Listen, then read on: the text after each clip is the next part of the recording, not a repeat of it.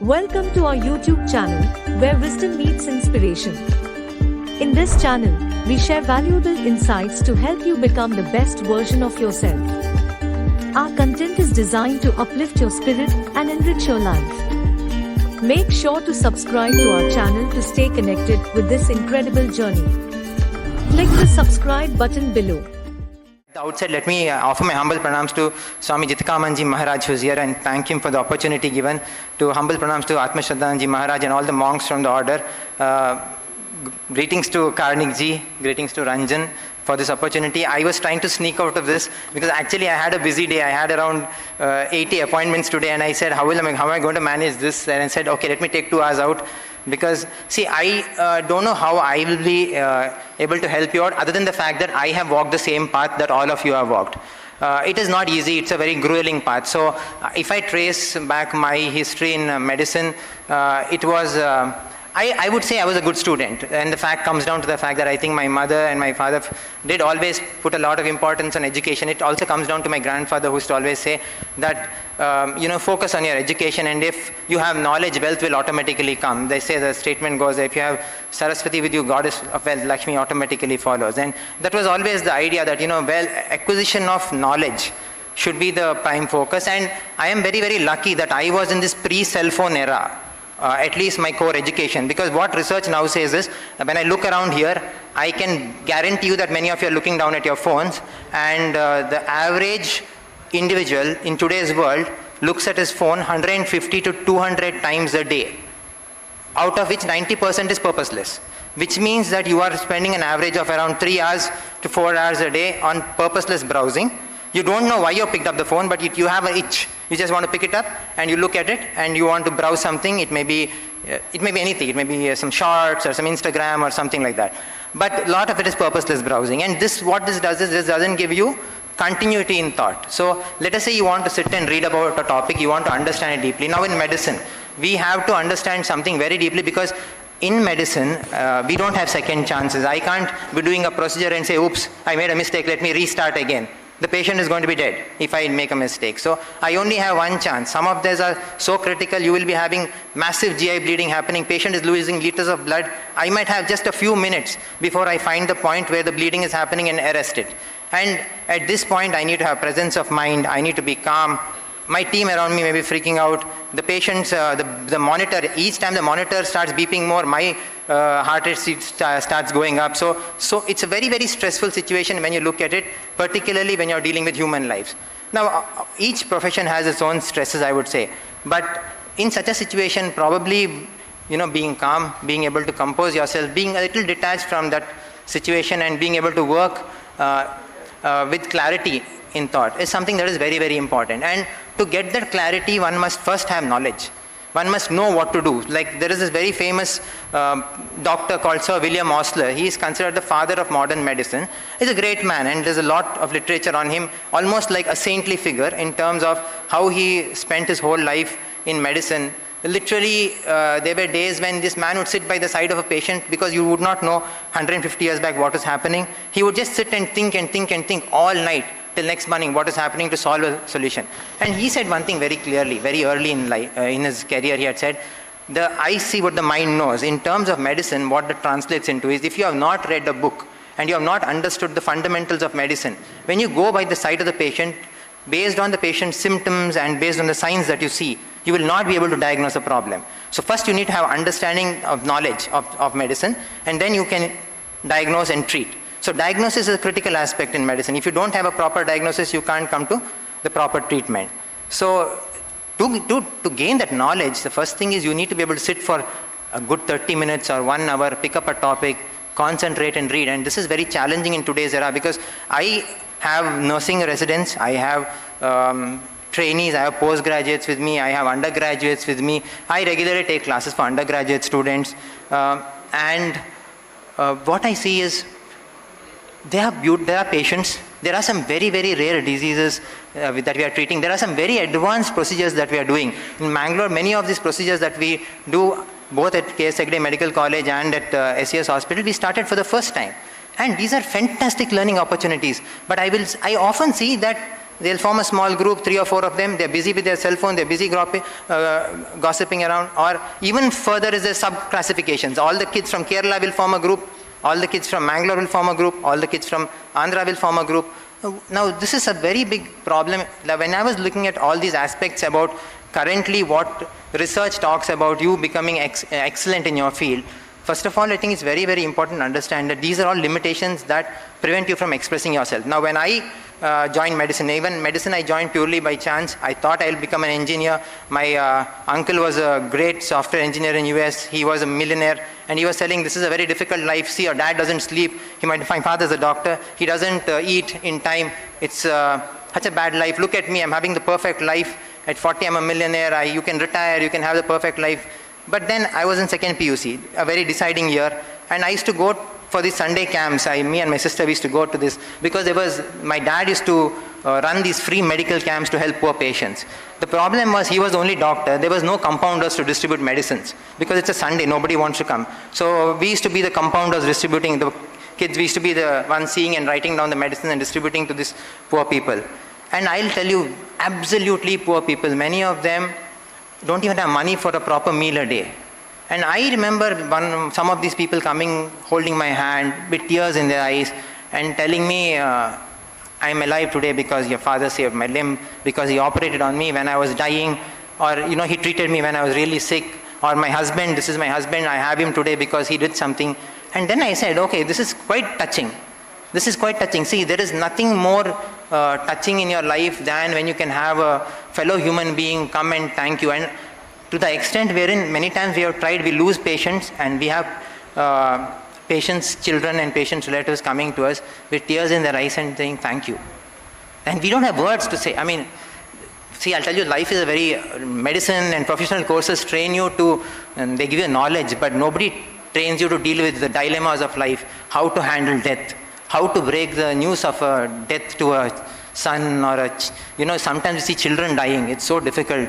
I recently lost a 15-year-old to a condition called Crohn's disease. And how do you talk about this to a mother who has lost a 15-year-old? And you are just at loss of words. And even in such situations, I had great mentors. I still remember when I was doing my post-graduation, it was Amrita Institute of Medical Science. I had a great mentor, Professor Venu.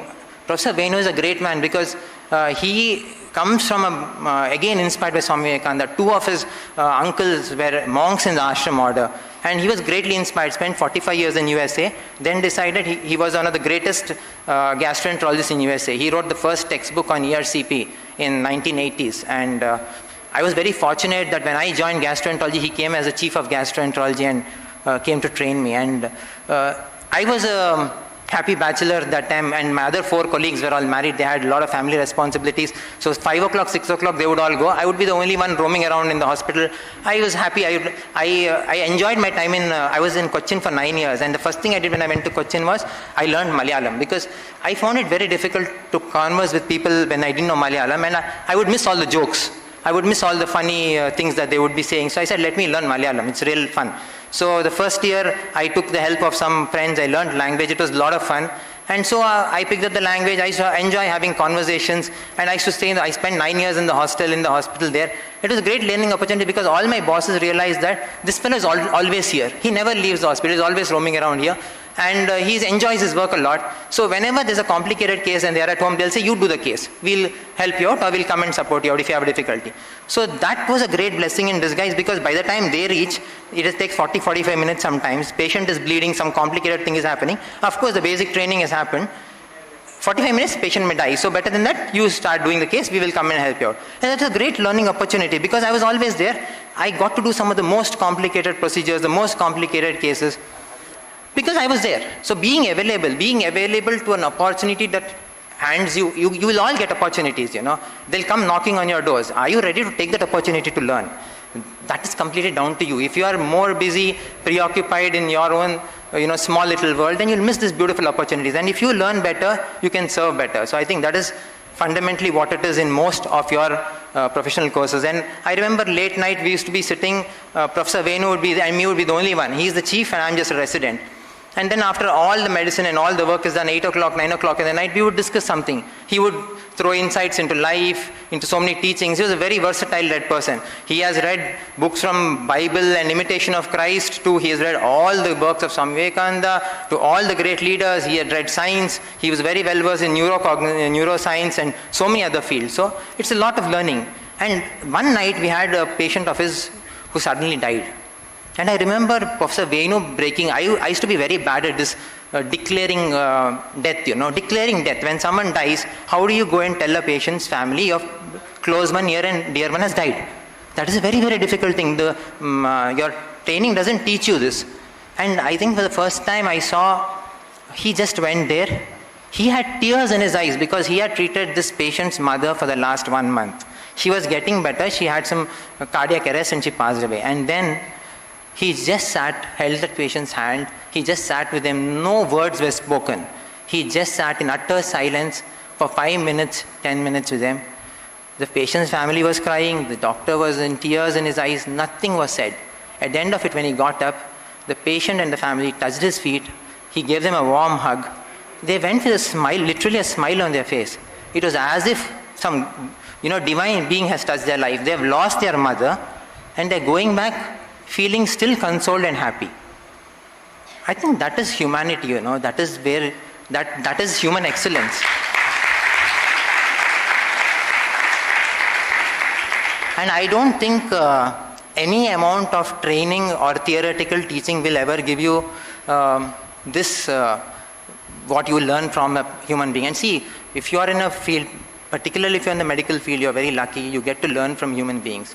You get to one-on-one interact with them. So when I see nursing students or graduates who are more interested browsing the phone, and when I ask them a question and I say, this is an article, go up and read this article and come back, rather than that, they quickly Google up something and they give you, this is very superficial knowledge. This is not going to become core knowledge. And if it doesn't become a part of your core being, if you don't develop that experience, in the time of need, it's not going to come to you. See, I'll tell you, recently I was in Indian School of Business, Hyderabad, for a healthcare workshop, management workshop, and there was this very great professor of management called Professor Jalan. And Jalan, when he was talking to us, we were having a discussion, he said, look doctor, you're running institutions, you had a department in one hospital, you were having a hospital of your own, you were doing all this. Remember one thing in life, when you hire someone, hire for attitude, train for skill. Don't do the reverse. Don't hire for skill and train for attitude. People's attitudes cannot be changed. Always look at their attitude.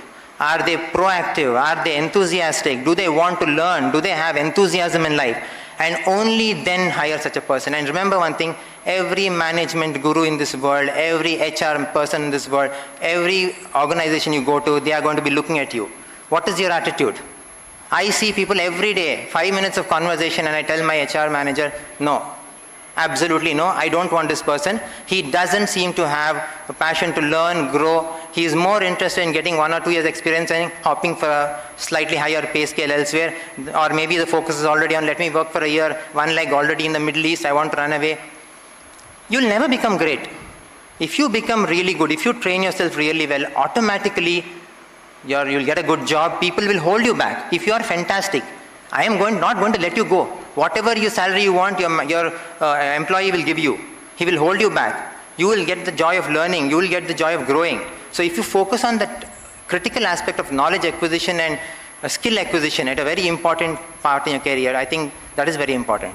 Second thing, I think what I noticed, which is very important is very, very neglected is communication.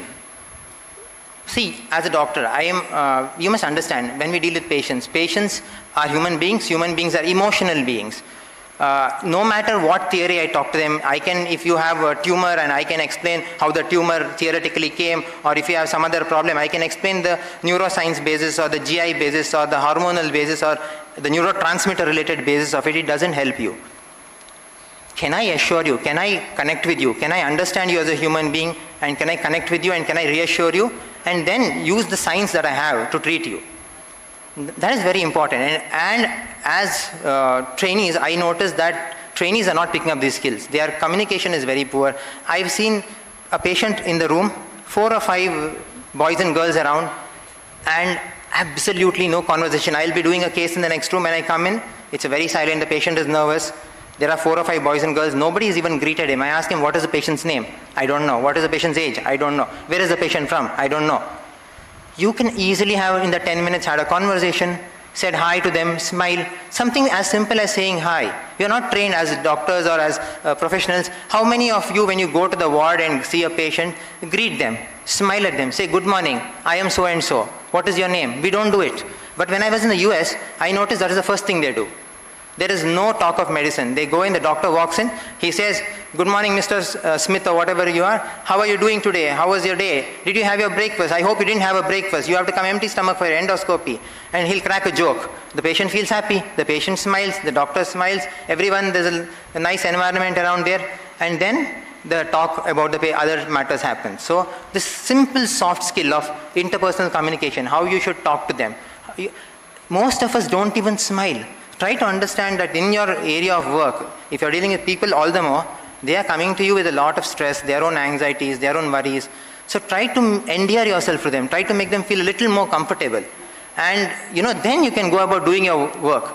Don't become so mundane. I remember once in the middle of a night, I was a first year resident, and this was 3 o'clock in the morning. I went to a tea shop. I was having a tea. And I heard a boy crying.